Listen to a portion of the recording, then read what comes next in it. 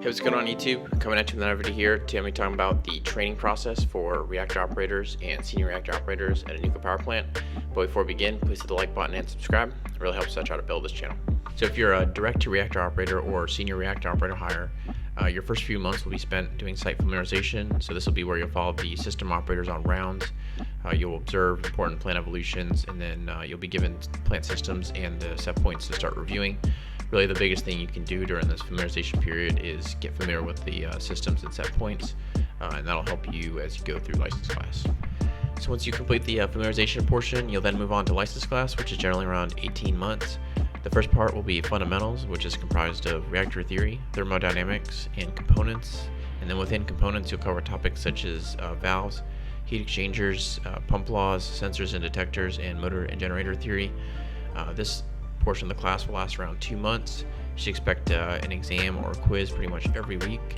The required passing grade will vary based on company, but you should expect that it'll be higher than the NRC standard, which is 80%.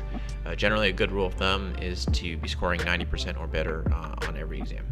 There are also a number of good resources you can use to get prepared for the fundamentals section. The NRC fundamentals exam banks from prior years are available on the internet, and AllenMurrow is a good resource you can use to practice these questions ahead of time. The only drawback to AllenMurrow is there are no explanations for the correct answers. If you're looking for explanations, you can check out the link in the video description where you'll be able to find some summary notes and explanations for some of the more challenging questions in the exam bank. So once you pass the fundamentals final exam, you'll then move on to systems. This section takes about 4.5 months to complete, and this is where you'll be formally taught the site-specific plant systems, set points, and interlocks. This is generally seen as one of the hardest parts of license class, just based on the rate that information is thrown at you, especially if you don't have prior operating experience. And you should also expect an exam or quiz pretty much every week during this portion. So after systems, you'll then move into on-the-job training and control room ops. On-the-job training is generally around 4.5 months, and control room ops is an additional 4.5 months. The purpose of on-the-job training is for you to learn the system operator rounds, perform important evolutions in the plant, complete uninstructed watches, and meet the NRC's required 520 hours in the plant. You should also expect that you'll be on rotating shift work during this portion. So after on-the-job training, you'll then move into control room ops.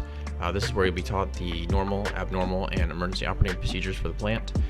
This is also seen as a very challenging portion of license class, just based on the rate of that information is thrown at you, as well as the fact that you have to pass both simulator and written exams during this portion. So once you complete control room ops, you'll then have approximately 1 month before you take a audit exam.